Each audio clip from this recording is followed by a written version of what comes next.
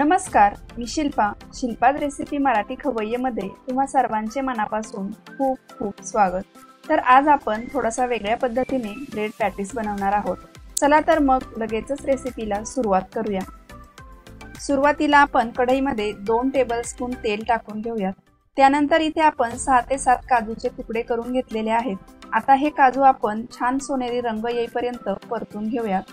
काजू देखील आपले परतून झालेले आहेत। आता आपण ते प्लेट मध्ये काढून घेऊया। त्यानंतर या तेलामध्ये टाकूयात अर्धा चमचा मोहरी, अर्धा चमचा जिरे, थोडासा कढीपत्ता।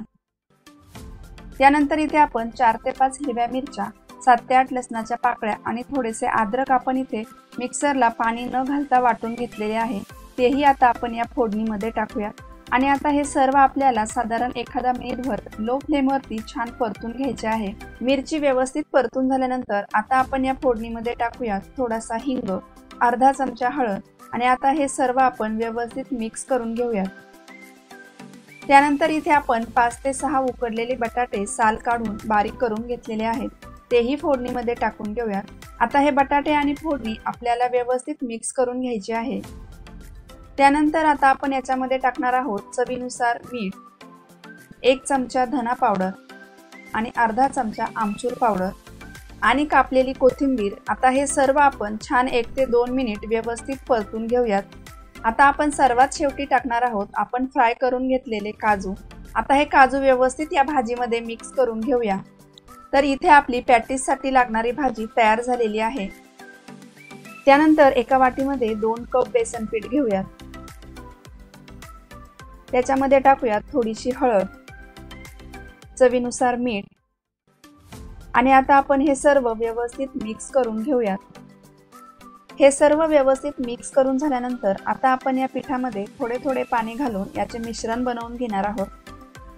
हे मिश्रण बनवत असताना आपल्याला पाणी हे थोडे थोडेच घालायचे आहे, एकदम याच्यामध्ये पाणी घालायचे नाही, कारण आपण जर याच्यामध्ये एकदम पाणी ओतले तर याच्या गुठळ्या तयार होतील। म्हणून आपण थोडे थोडे पाणी घालून याचे खूप जास्त घट्टही नाही आणि खूप जास्त पातळ नाही अशा प्रमाणामध्ये मिश्रण बनवून घेणार आहोत। तर या इथे तुम्ही पाहू शकता खूप जास्त घट्टही नाही आणि पातळही नाही अशा प्रमाणामध्ये आपलं पॅटीस साठी लागणारं मिश्रण तयार झालेले आहे। आता आपण पॅटीस तयार करून घेऊया। त्यासाठी इथे आपण एक ब्रेडची स्लाइस घेतलेली आहे। त्याच्यावरती आपण बनवून घेतलेली बटाट्याची भाजी व्यवस्थित पसरवून घेऊया।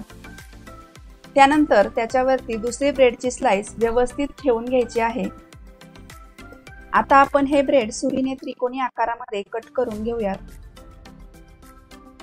तर या इथे तुम्ही पाहू शकता आपले व्यवस्थित असे त्रिकोणी आकारामध्ये 2 पॅटीस तयार झालेले आहेत। आता या अशाच पद्धतीने आपण बाकीचे सर्व पॅटीस तयार करून घेऊयात।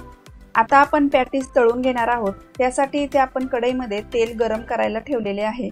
तेल आपल्याला व्यवस्थित गरम करून घ्यायचे आहे। त्यानंतर आपण जे पॅटीस बनवून ठेवलेले होते ते आपल्याला या मिश्रणामध्ये व्यवस्थित कोट करून घ्यायचे आहेत आणि अलगदपणे आपल्याला हा पॅटीस तेलामध्ये सोडायचा आहे। गॅसची फ्लेम ही आपल्याला मीडियम टू हायस्ट ठेवायची आहे। लो फ्लेमवरती आपल्याला पॅटीस तळायचे नाहीत। जर आपण लो फ्लेमवरती पॅटीस तळले तर ते खूप जास्त तेलकट होतात। आता आपल्याला हे पॅटीस दोन्ही साइडने छान सोनेरी रंग येईपर्यंत तळून घ्यायचे आहेत।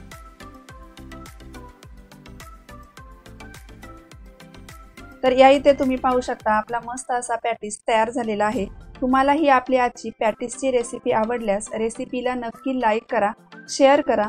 तसेच तुम्ही जर आपल्या चॅनलवर नवीन असाल तर कृपया आपल्या चॅनलला सबस्क्राइब करा आणि नवीन रेसिपीच्या नोटिफिकेशनसाठी शेजारील बेल आयकॉनवर क्लिक करायला विसरू नका।